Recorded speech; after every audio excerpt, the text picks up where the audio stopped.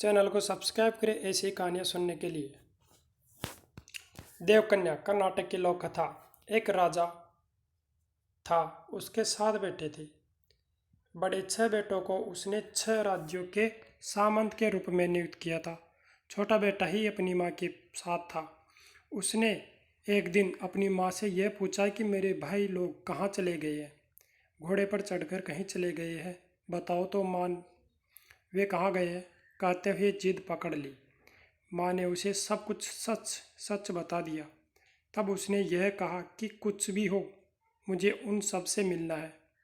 वह घोड़े पर चढ़ा और उस दिशा में चल दिया।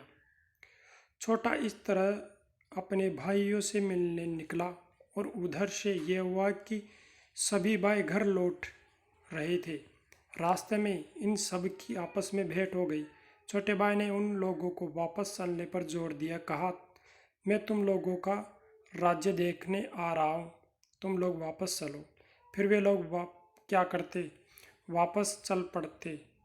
रास्ते में एक मंदिर मिला। वहाँ पर 7 देवकन्याएं 7 राजमहल बनाकर रह रही थी। उन कन्याओं का यह स्वभाव था कि वहाँ जो भी जाता उसे उन्हें अपने पास रखकर 3 महीनों तक खूब अच्छी देखभाल करती और 3 महीने पूरा होते ही उनकी काली माँ को बलि दे देते। यह छोटा भाई अपने सभी भाइयों को अच्छी जगह ले गया। बड़े भाई अपनी माँ से जल्द जल्द मिलना चाहते थे, इसलिए उन लोगों ने छोटे से कहा, हम लोग मंदिर देख चुके, अब वापस चलेंगे, घर में माँ घबराती रहेगी। छोटे में अनुभव की कमी थी, विवेक भी नहीं था। वह तुरंत लौटने को तैयार न हुआ। कहने लगा, हमें मंदिर को ठीक से देखना है भैया, अभी रुक जाओ। फिर मंदिर में वे 7 देवकन्याएं भी आ गई। इन लोगों के बारे में सारी जानकारी लेकर उन्हें घोड़ों से नीचे उतरवा लिया। 7 लोगों के घोड़ों को पत्थर बना दिया। 7 देवकन्याओं ने इन 7 राजकुमारों को आपस में बांट लिया। यह सावधानी भी बरती कि इन 7 भाइयों में से कोई भी आपस में एक दूसरे को नहीं देख पाए। इस तरह 2 महीने बीत गई। बड़े राजकुमार को अब चिंता होने लगी। उसको इस बात की चिंता हुई कि आपस में भाई लोग एक दूसरे का चेहरा भी नहीं देख पा रहे थे, यहाँ आकर फंस गए। माता पिता को इसकी जानकारी भी नहीं कि हम लोग कहाँ हैं। उसने जाकर छोटी देवकन्या के पाँव पर झुककर विनती की कि अब हम लोगों को जाने दो, नहीं तो मैं आत्महत्या कर लूँगा। इस पर उसने कहा कि मैं अपना राज खोल दूंगी तो फिर मेरी बहनें मेरी मरम्मत करेगी।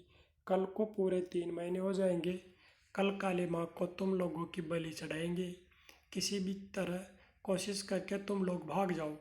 इस पर भी वह चुप न हुई, विनती करता ही रहा।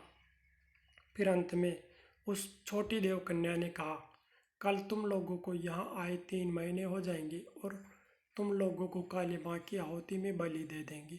किसी भी तरह कोशिश करके अपने को बचाकर निकल जाओ। उसने फिर पूछा, उपाय तो बताओ, मैं मुसीबत में फंसूँ या मेरी बहनें मुझे ख़त्म कर देगी। इस बात की चिंता नहीं, मगर तुम लोग बलि चढ़ने से बच जाओ।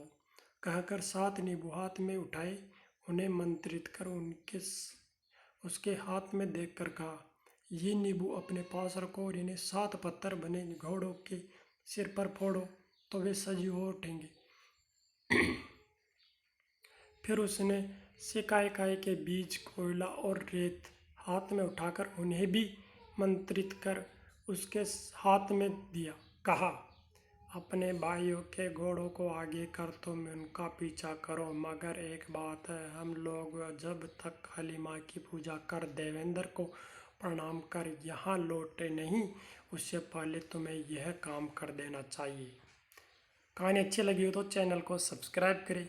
ऐसी ही कहानियाँ सुनने के लिए 7 देवकन्याएं देवेंद्र के दरबार में नर्तक कर नमस्कार कर लौटने को थी कि उससे भी पहले 7 राजकुमार काली मंदिर पहुंच गए। काली माँ इन लोगों को देखकर तुरंत हंस पड़ी। मंदिर में टके मुंडों को दिखाकर, तुम लोगों का भी यही हाल होगा, कह दिया दिखाई। इन लोगों ने उससे विनती की कि माँ, तुम्हें हम लोगों के प्रति सहानुभूति हो तो कृपया दरवाज़ा खोलो। देवी ने दरवाज़ा खोल दिया। वह टंगे सभी मुंडे इन लोगों को देखकर हंसे। इन लोगों की नकल उतार कर कहा, देखो बड़े बड़े राजा और शूर से अति शूर वीरांगनाओं की जो हालत बनी, तैयार रहो, तुम लोगों का भी यही हाल होगा। सातों राजकुमारों ने काली माँ को प्रणाम अर्जित किया, फिर घोड़ों पर नींबू फोड़े, घोड़े फिर से प्रमाण बने। सातों घोड़ों पर चढ़े और तेजी से निकल पड़े। सातों देवकन्याएं लौटी, देखा कि राजकुमार तो निकल गए हैं। वे कहाँ हिम्मत हारने वाली थी, राजकुमार को पीछा किया। वे अदृश्य होकर माया अपना कर जा रहे थे, इसलिए 6 बड़े राजकुमार उन्हें देख नहीं पा रहे थे। छोटे वाले को मात्र वे दिख रही थी। छोटी देवकन्या ने छोटे से कहा कि आगे बढ़ते समय सिकाई काई के बीज पीछे की तरफ फेंकते जाना। वह उसी अनुसार बीज फेंकता आगे बढ़ रहा था। सड़क पर शिकाकाई के कांटे पड़े थे। देवकन्याओं की साड़ियों में से उलझ गई, मगर किसी तरह से उन्हें छुड़ाकर आगे बढ़ी। राजकुमार ने कोयला फेंका, आकाश तक कोयले से आग निकली फेंकी। वे उसे भी लांग कर आगे बढ़ गए। फिर अंत में उनको देखकर वह भी घबरा गया। उस हड़बड़ाहट में उसने रेत को पीछे की तरफ फेंकना भूल कर आगे की फेंक दिया। तब वहाँ पर एक नदी फैल गई। 6 भाई लोग उस नदी को इस पार ही रह गई। यह छोटा वाला ही नदी के उस पार जा पाया। सातों देवकन्याओं ने आकर इन्हें पकड़ा। यह सोचकर सातों को भगा लाने का दोषी यही है। इसको उसको पकड़कर उसका सिर काट डाला। हाथ पाँव कुछ भी सुरक्षित नहीं रहा। सबको काट गिद्धों को उसका मांस खिलाती रही। चैनल को सब्सक्राइब करें कहानियाँ सुनने के लिए। अपनी बड़ी बहनों के आगे की तरफ बढ़ते समय छोटी देवकन्याएं छोटी राजकुमार के मांस के टुकड़ों को जाम कर अपने आंचल में छिपाती रही। महल लौटकर उसने उन सारे टुकड़ों को क्रम में जोड़ा। अब वह अपने आप को नहीं रोक सकी, बिलख कर रोने लगी। रात के 12 बज गए। पार्वती परमेश्वर आकाश के मार्ग से विहार करते जा रहे थे। पार्वती ने इस कन्या का रोना सुना। आखिर वे भी तो एक महिला थी। उसे इस पर दया हो आई। इसके पास पहुंचकर इसकी टुड्डी पर हथेली रखकर पूछा, तुम कौन हो बेटी? तुम पर कौन सी विपदा आई है, बता।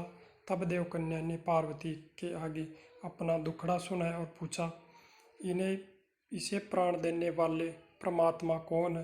पार्वती जी परमेश्वर के पास उसे ले आई और विनती कर देवकन्या की मांग पूरी करने को कहा।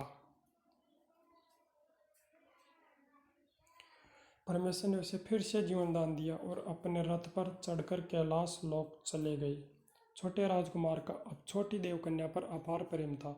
उसने कहा, तुमने मुझे प्राण दिया है, अब मैं तुम्हें छोड़कर अलग नहीं रह सकता। मेरी सारी संपदा तुम ही हो। छोटे राजकुमार की ये बातें सुनकर छोटी देवकन्या को अपनी बड़ी बहन की कल्पना कर बहुत डर लगा। तब भी कुछ समय के लिए सबकी आंख बचाकर उसकी देखभाल की, यहाँ तक कि देवेंद्र के यहाँ भी नहीं गई। तब देवेंद्र ने 6 कन्याओं से पूछा, माणिक्य नाम की मेरी छोटी बेटी कहाँ गई? आजकल वह क्यों नहीं आ रही है? बात छोटी को सुनाई दी तो वह सावधान होकर जल क्रीड़ा कर सबके अंत में राजा के पास पहुंची। इस पर देवेंद्र को बड़ी कन्याओं पर गुस्सा आया। उसने कहा, इन लड़कियों को मृतलोक भेजकर मैंने गलत किया। तुम छोटी हो इसलिए तुम्हारी उपेक्षा कर रही है। आगे से तुम इन लोगों के साथ मत आओ, अकेले ही आया करो। तब छोटी कन्या ने अपने पिता देवेंद्र से सारी कहानी कह सुनाई। बताया कि किस तरह उसने छोटे राजकुमार के प्राण बचाए। सुनकर देवेंद्र ने उससे कहा कि तुमने अच्छा किया, अब उसे तुम ही छिपा कर रखो, अपनी बहनों को इसकी खबर नहीं लगने देना। इस प्रकार कुछ दिन और बीते। राजकुमार को अपने शहर की याद आई। उसने देवकन्या से कहा, मुझे यहाँ आकर बहुत दिन हो गया है, अब मुझे लौटना होगा। छोटी देव, ठीक है, अब मैं तुम्हें सुरक्षित भेज दूंगी। इस पर राजकुमार ने यह कहा, नहीं, मैं तुम्हें यहाँ अकेली रहने न दूंगा, मैं तुमसे शादी करूंगा। छोटी ने जवाब में कहा, यह नहीं हो सकता, मैं देवेंद्र की बेटी हूँ, मैं नर मानव से शादी नहीं कर सकती। एक काम करो, मैं तुम्हें एक तार वाला एक तानपुरा दूंगी, वह अपने पास रखना। तुम तार को ऊपर की तरफ खींचोगे तो तुम ऊपर की तरफ देवलोक में आओगे, मैं वहाँ पर तुम्हें मिलूंगी। तुम नीचे की तरफ तार खींचोगे, तब भूलोक में पहुँच जाओगे। छोटी कन्या ने देवेंद्र से राजकुमार की इच्छा की बात बता दी। देवेंद्र को यह बात नहीं भाई, उसने इनकार कर दिया। फिर राजकुमार लौट कर आया। शहर के पास आकर उसने अपने भाइयों को गडेरियों की से संदेश भेजा कि उसने देवकन्या से शादी की है, वे आकर उसे ले जाए। पहले तो भाइयों को विश्वास न हुआ, क्योंकि उन्हीं के आगे छोटे की हत्या हुई थी। संदेश की परीक्षा करने के उद्देश्य से वे सब आते हैं। आकर अपने छोटे को देखकर संतुष्ट होते हैं। पूछते हैं कि देवकन्या कहाँ है। वह जवाब में कहता है कि मैं तुम लोगों को दिखाऊंगा, थोड़ा समय चाहिए। उन भाइयों को एक छोटी बहन थी। छोटे राजकुमार ने महल के एक कमरे में एक तार को छिपा कर रखा था। एक दिन ऐसा हुआ कि राजकुमार कहीं बाहर गया हुआ था और तभी कौतूहलवश राजकुमारी ने राजकुमार का वह कमरा खोलकर एक तार को उठाकर बजा दिया। वास्तव में छोटे राजकुमार को छोड़कर कोई उसे इस्तेमाल नहीं कर सकता था। जैसे ही राजकुमारी ने तार खींचा, देवकन्या को बाहर आना ही था, आ गई। राजकुमारी के तार खींचने से उसे गुस्सा आ गया। उसने राजकुमारी से कहा, तुम अपने भाई से कहो कि अब देवकन्या कभी नहीं आएगी। इतना कहकर देवकन्या चली गई। राजकुमार महल लौट आया। अपने कमरे में बैठकर खुश होकर उसने एक तार को खींचा, देवकन्या नहीं आई। उसका से और दुख एक साथ हुआ। उल्टा गिर कर रोने लगा। अपनी माँ से पूछा कि कमरे का दरवाज़ा किसने खोला था। सारी बात जानकर वह दोबारा घोड़े पर चढ़कर गया। 8 दिनों में वह किसी तरह देवकन्या के पास पहुंचा और उसे ले आया। सभी के आगे उसे शादी कर सुख से बहुत समय तक राज करता रहा। साबार।